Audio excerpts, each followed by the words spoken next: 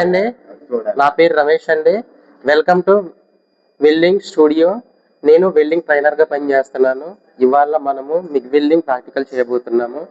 దాంతోపాటు మనము నేను బిఫోర్ మనం ఏం చేస్తామంటే 1G ఆల్రెడీ కంప్లీట్ చేస్తామండి మిగ్ వెల్డింగ్.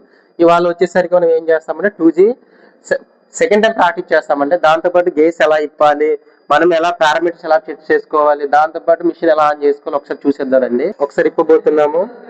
ఇప్పిన తర్వాత మనకు సిలిండర్ యొక్క ప్రెషర్ గేజ్ వచ్చేసరికి మనకు ప్రెషర్ గేజ్ ఇక్కడ ఆల్రెడీ లెగుస్తుందండి. తర్వాత ఇది రెగ్యులేటర్ అనేది రెగ్యులేటర్ ఎప్పుడైతే మనము ఇది వర్క్ యొక్క ప్రెషర్ గేజ్ అండి. ఈ వర్క్ యొక్క ప్రెషర్ గేజ్ తెలియజేస్తుంది. ఆటోమేటిక్ గా మనం ప్రెషర్ అనేది మనకు 15 బార్ 0 నుంచి 15 బార్ పెట్టుకోవాలండి. మనము ఆల్రెడీ 15 బార్ పెట్టాము. ఓకే, ఇక్కడ వరకు చెప్పుకున్నాం. తర్వాత మనము ఇలా చూసుకున్నట్లయితే మనము ఎంసీబీ ఆన్ చేయాలండి. ఎంసీబీ ఆన్ చేసాము. ఎంసీబీతో పాటు దీంట్లో ఒక ఆన్ ఆఫ్ బటన్ ఉంటుందండి. ఈ ఆన్ ఆఫ్ బటన్ ఆన్ చేసుకున్నాము. ఇటువైపు ఆఫ్ అండి, ఇటువైపు ఆన్ చేసుకున్నాము. చేసుకున్న తర్వాత ఇక్కడికి వచ్చిన తర్వాత మనకు కొన్ని పారామీటర్స్ అనేవి వోల్టేజ్ పారామీటర్స్, వైర్ స్పీడ్ అంతా మనకు చెక్ చేసుకోవాలండి. దీంట్లో చూసుకున్నట్లయితే ప్లస్ మైనస్ ఉంటుంది.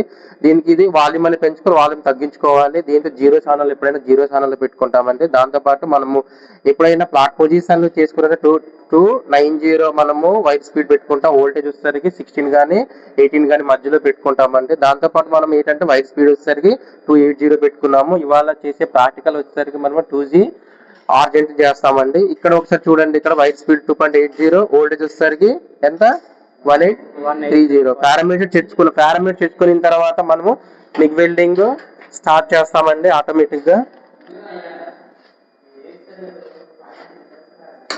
ఇది ఎవరిది? ఇదేనా? ఓకే, మీరు పారామీటర్ చెక్ చేద్దామని ఒకసారి పెట్టిన తర్వాత మనం చిన్న తాక అనేది వేయాలి. తాక వేసిన తర్వాత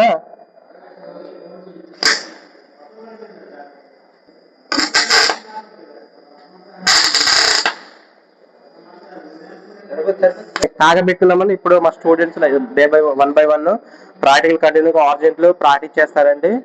ఆల్రెడీ ఇప్పుడు మన సింగయ్య స్టార్ట్ చేస్తాం. గ్లౌజ్ పట్టుకురా, ఎలిమిట్ వేసుకో, అన్ని పీపీని వాడండి. ఆప్రాను, తర్వాత గ్లౌజ్, తర్వాత హెల్మెట్ తప్పనిసరిగా వాడాలండి. హెల్మెట్ వాడకపోతే నేరుగా ఆర్క్ అనేది మనకు కంట్లోకి ఆర్క్ అనేది నేరుగా వస్తుంది. కాబట్టి మనం ఎట్టి పరిస్థితుల్లో సరే మన కళ్ళు డ్యామేజ్ అవ్వకుండా హెల్మెట్ అనేది తప్పనిసరిగా యూజ్ చేయాలి. ఈ డార్క్నెస్ గ్లాస్ వచ్చేసరికి మనకు 8 to 14 నెంబరింగ్ గ్లాస్ ధరించాలండి. ఇది ఆర్క్ ఉత్పత్తి అయినప్పుడు మనకు కంటిలో నేరుగా ఆకర్షణ కిరణాలు మనకు కంటిలో పడకుండా కంటికి కనబడవన్నవి అవి మన కంటిలో కనబడకుండా మన కంటి పాడవకుండడానికి మనకి ఈ డార్క్నెస్ గ్లాస్ అనేది మనం తప్పనిసరిగా మనము ధరించాలండి.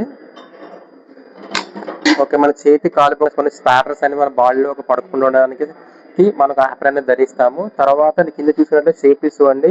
ఎవరికి తుంపర్లు కానీ కింద మేకులు కానీ తగలకుండా మనకు అవి సేఫ్టీ షూ అని వాడతామండి. ఓకే, ఇప్పుడు మిగ్ వెల్డింగ్ 2G స్టార్ట్ చేస్తున్నాడండి. ఒకసారి చేసేద్దాం చూడండి. ఓకే, నెక్స్ట్ మీ స్టార్ట్. అక్కడ స్టార్ట్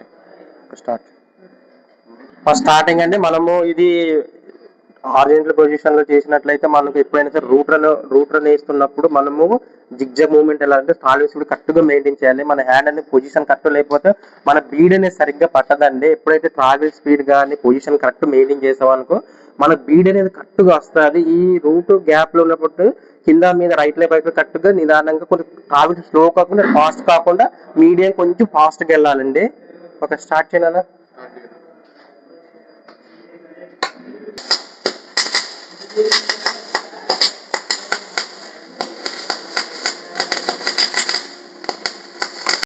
రూట్రన్ స్టార్ట్ చేసామండి. రూట్రన్ తో పాటు అక్కడక్కడ ఏమైనా బంత్రూ అయిపోయినట్లయితే దాన్ని మనం ఏం చేస్తామంటే చిన్న డ్రాప్ వేయాలండి. డ్రాప్ కంప్లీట్ అయిపోయిన తర్వాత మళ్ళీ కొంచెం డ్రాప్ వేసిన తర్వాత ట్రావెల్ స్పీడ్ కరెక్ట్ గా మెయింటైన్ చేయాలి.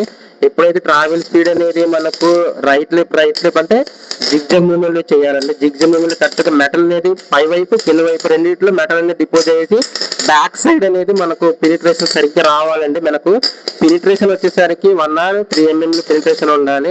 దానికన్నా 1 or 3 కన్నా ఎక్కువగా ఉన్నట్టయితే మనకు ఓవర్లేప్ అయిపోద్దండి.